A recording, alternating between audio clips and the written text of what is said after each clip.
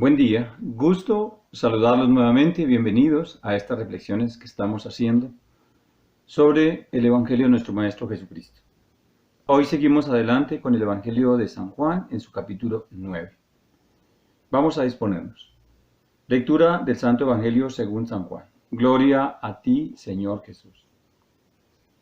Al pasar, vio a un hombre ciego de nacimiento. Sus discípulos le preguntaron: Maestro, ¿quién pecó, él o sus padres, para que naciese ciego? Jesús le respondió: Ni él ni sus padres, sino que ello es para que las obras de Dios sean manifestadas en él. Es necesario que cumplamos las obras del que me envió, mientras es de día. Viene la noche en que ya nadie puede obrar. Mientras estoy en el mundo, soy la luz de este mundo. Habiendo dicho esto, escupió en tierra, hizo barro en la saliva y lo untó en los ojos de el ciego. Y dijo: Ve a lavarte a la piscina de Siloé, que se traduce el enviado. Fue pues, se lavó y volvió con su vista. Entonces le preguntaron: ¿Cómo pues se abrieron tus ojos? Respondió aquel hombre: Aquel hombre se llama Jesús, hizo barro, me untó en los ojos y me dijo: Ve a Siloé y lávate. Fui allí y vi. Llevaron pues a este hombre a los fariseos, al que antes había sido ciego. Ahora bien, el día en que Jesús había hecho barro y le había abierto los ojos era sábado. Entonces entre los fariseos unos dijeron: Ese hombre no es Dios, porque no observa el sábado. Entonces preguntaron nuevamente al ciego: ¿Y tú qué dices de él por haberte abierto los ojos? Él respondió: Es un profeta. Mas los judíos no creyeron que él hubiese sido ciego y que hubiese recibido vista, hasta que llamaron a los padres del que había recibido la vista. Les preguntaron: ¿Este es vuestro hijo, el que vosotros decid que nació ciego? Pues ¿cómo ve ahora? Los padres respondieron: Sabemos que este es nuestro hijo y que nació ciego. Pero ¿cómo es que ahora ve? No lo sabemos. ¿Y quién le ha abierto los ojos? Nosotros tampoco sabemos. Pregúntaselo a él. Edad tiene, él hablará por sí mismo. Entonces llamaron por segunda vez al que había sido ciego y le dijeron: Da gloria a Dios. Nosotros sabemos que este hombre es pecador. Mas él repuso: Si es pecador, no lo sé. Una cosa sé, que yo era ciego y que él me devolvió la vista. A lo cual le preguntaron otra vez: ¿Qué te hizo él? ¿Cómo te abrió los ojos? Él les contestó: ¿Queréis acaso vosotros también ser sus discípulos? Entonces lo injuriaron y le dijeron: Tú sé discípulo de él, nosotros somos discípulos de Moisés. Le replicó el hombre y dijo: He aquí lo que causa admiración, que vosotros no sepáis de dónde es él, siendo así que me ha abierto los ojos. Sabemos que Dios no oye a los pecadores, pero al que es piadoso y hace su voluntad, a ese sí le oye.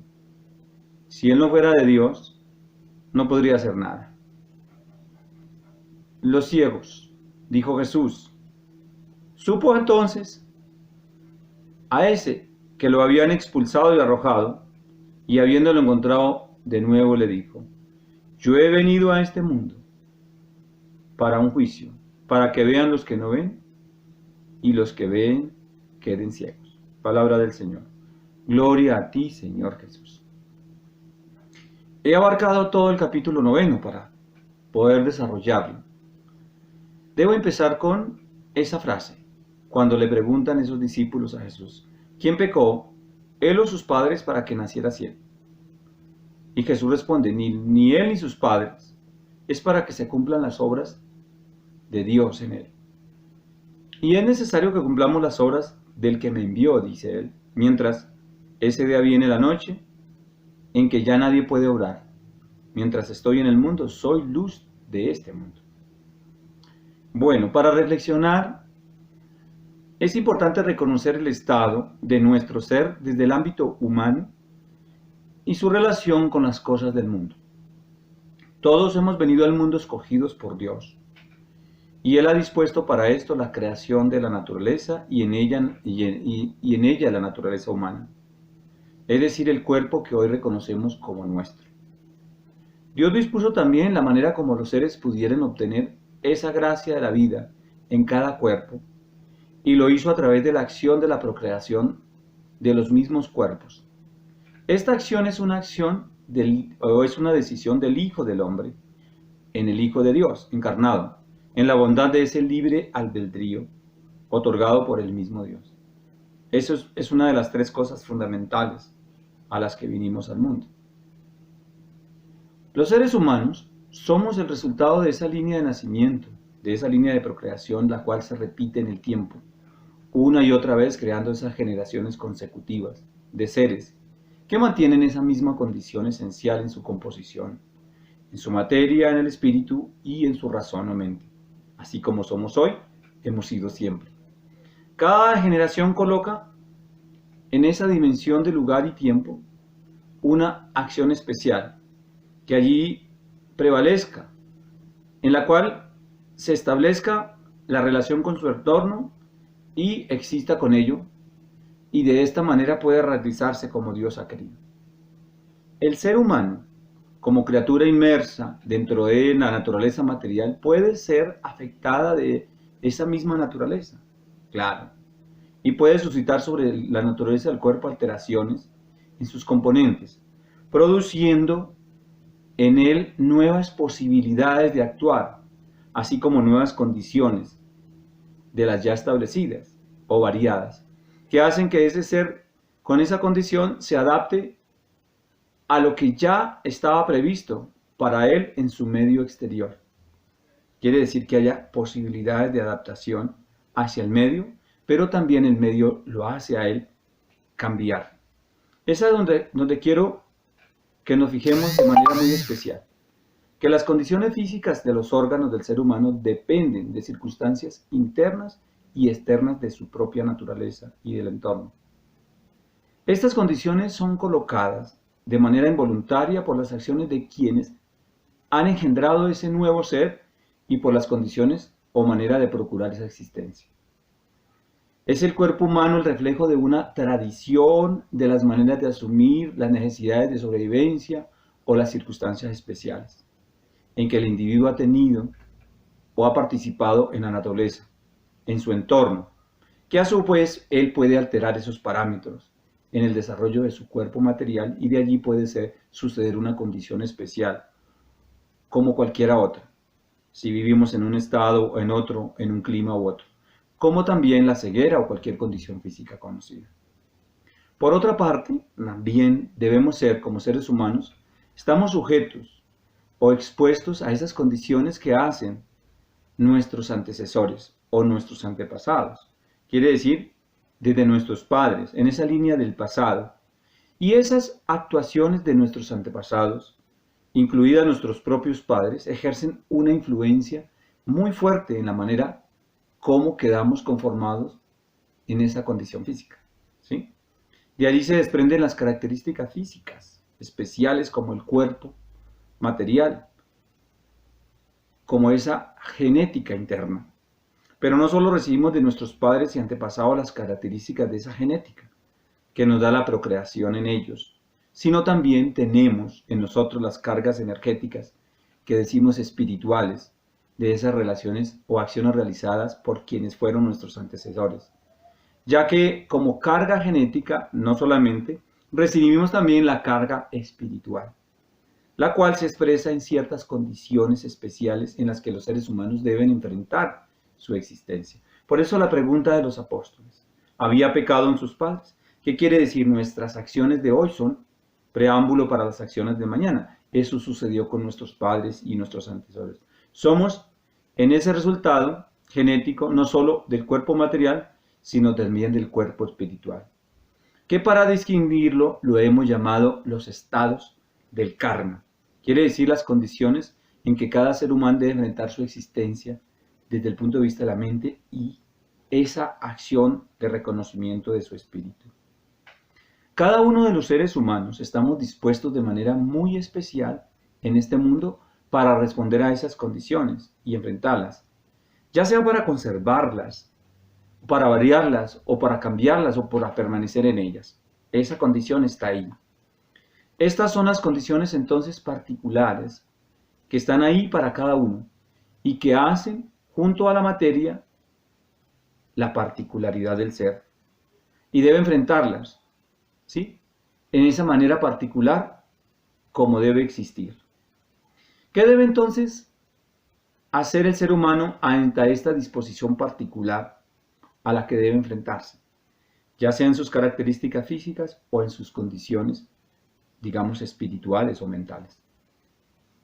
Diríamos que en primera instancia debe aceptarlas, o debemos aceptarlas, debemos valorarlas en el valor de su condición y con decisión, si queremos, las enfrentamos, o para cambiarlas o para que permanezcan, ¿sí? Es así como debemos mantener, así también debemos aceptarlas como una condición dada en esa voluntad divina. Entonces podemos llegar a la conclusión de toda alteración de la condición, esa establecida, de su naturaleza, debe ser atendida en la vida, en la condición recibida, en esa condición, y debe el ser, el hijo del hombre, el Hijo de Dios, aceptarla y actuar en esa condición. No podemos entonces entrar digamos, a despreciar, ¿sí?, a nadie, ni por familia, ni por cómo me trajeron al mundo. Al contrario, aceptar la condición y desde mi condición como hijo de Dios lograr sobrellevarla y si es el caso vencerla, si la quiero cambiar. Es esa condición y su aceptación y su acción de transformación en la que debe concentrarse el Hijo del Hombre, la mente.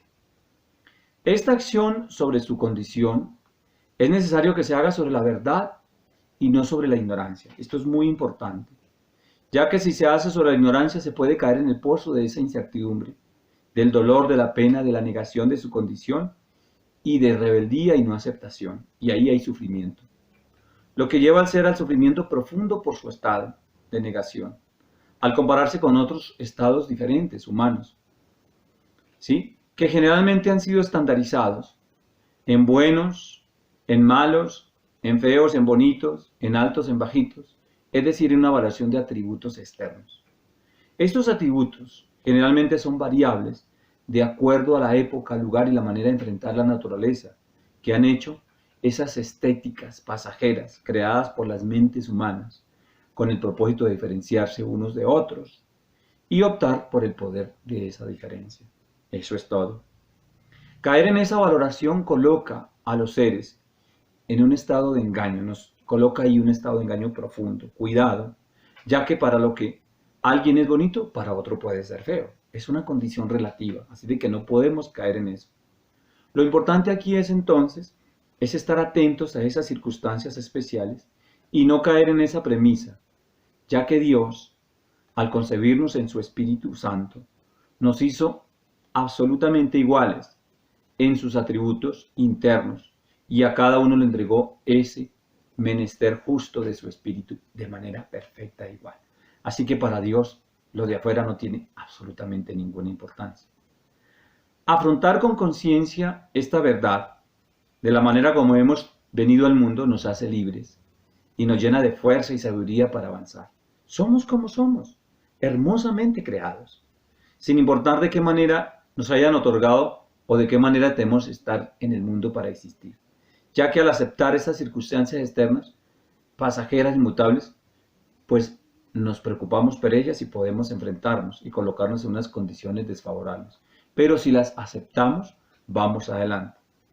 Y para que eso, nos dice Jesús, es para que las obras de Dios sean manifestadas en cada uno de nosotros. Así que no hay condición buena o mala, mejor o peor, si se hace con el entendimiento y desde la conciencia espiritual, ya que ese espíritu de vida es único, estándar, invariable, es perfecto.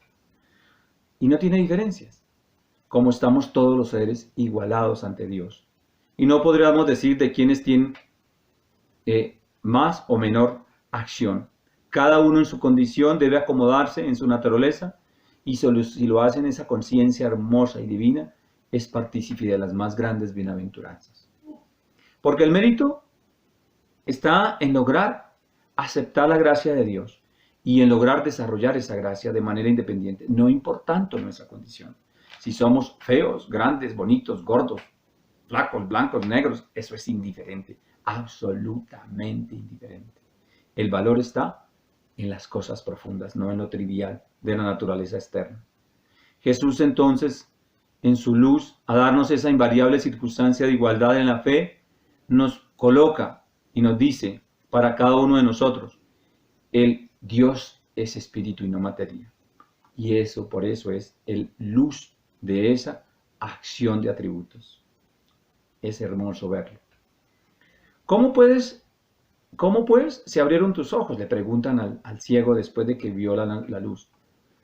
Como la naturaleza es humana en una circunstancia temporal inmutable, esto ya lo habíamos dicho, pero lo vuelvo a mencionar, está en la disposición del Hijo de Dios y de la voluntad del Padre Dios en transmutarla y modificarla, reacomodarla y darle su direccionamiento y su funcionalidad deseada. Para alguien en la condición de fe en Cristo, pues esa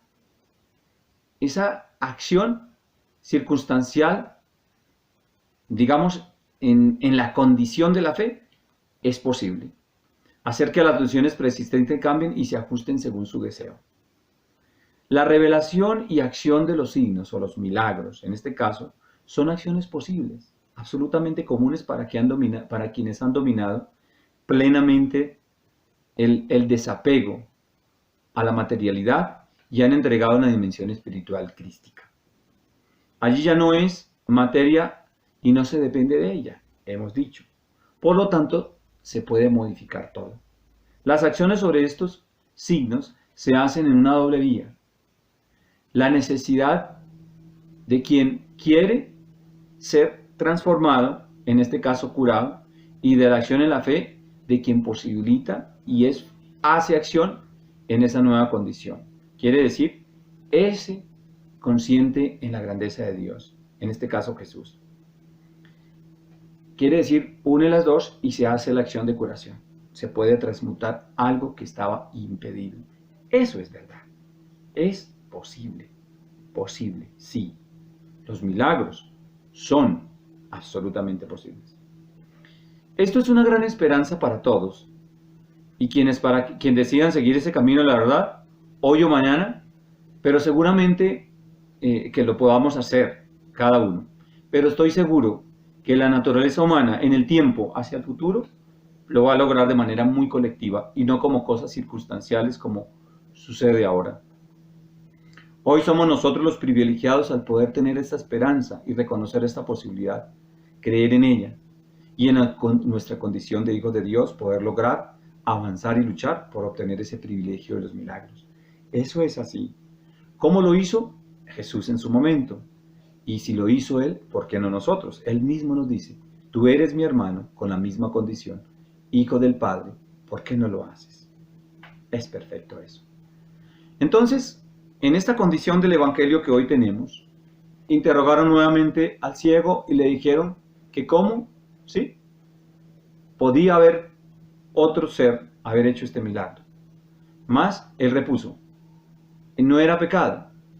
Si es pecador o no sé, es una cosa de él. Yo era ciego y él me dio vista. Por tanto, puede ser la gloria de Dios. Esta acción particular de quienes no creen es una circunstancia de negación para aquellos que en una condición negativa del entendimiento, o sea, que no han entendido, niegan lo que sale de su concepción o valoración y lo vuelven contrario. Por lo tanto, un hecho milagroso, que es siempre, para los ojos del mundano o ignorante, una cosa increíble, imposible o no creíble, y entra en la duda de su realización. Y mucho más, si esa acción resta su poder ante quienes tienen bajo su mando, pues mucho más la niegan. Este es, entonces, la manera de expresarse de aquellos que no creían y no creen en esa condición, en ese momento. Y se convierte en una contrariedad para ellos, en ese hecho de la pérdida de su credibilidad. Allí es donde los que increpan a Jesús se manifestaron en esa ignorancia, en la envidia, en la incertidumbre y en el miedo de poder perder su poder. Pero bueno, para eso está el libre albedrío o la acción de la conciencia de cada uno. Dice Jesús, yo he venido a este mundo para un juicio, para que vean los que no ven y los que ven queden ciegos. Parece contradictorio, pero no es así. La visión aquí revelada por Jesús no es una visión materialista, desde los ojos del ser humano o desde el cuerpo. No, la visión que nos da Jesús aquí es la visión del entendimiento de todo esto, de la verdad, de lo que somos en Dios y de la mentira en que fácilmente hemos caído a través de las circunstancias de la existencia, de nuestras costumbres y de lo que ya hemos dicho una y otra vez. Que la ignorancia pase, que decaiga entre nosotros de manera efectiva y que caiga y que se haga el entendimiento, quiere decir que se alumbre esa verdad y además quien cree tenerla sobre las mentiras, es decir, sobre una construcción de un mundo sin luz y que guía a otros hacia la oscuridad, pues que la pierda. En este caso, todos hoy tenemos esa luz que nos entrega Jesús a través de su propia práctica, a través de su propio entendimiento y a través de su propia concepción de lo que fue. Y por supuesto se refería a que dejaba ciegos a aquellos que creían tener la verdad, una verdad mentirosa en los apegos de la materia y el poder. Por eso dice que unos tendrán luz y los que no la tenían quedarán ciegos. Es una acción contraria. Así, hoy queden ciegos en esa luz falsa y retomen el camino a la luz verdadera. Esa luz verdadera que quiere decir siempre, Dios está en cada uno de nosotros. Es hermoso entender este evangelio, este fragmento y esta condición humana hacia la concepción divina. Muchas gracias. Amén. Recuerden siempre, vamos a seguir en esta fuerza y en este entendimiento. Y una cosa nunca se olvide, Dios está en ti, eres tú. Busquémoslo siempre, con amor y decisión.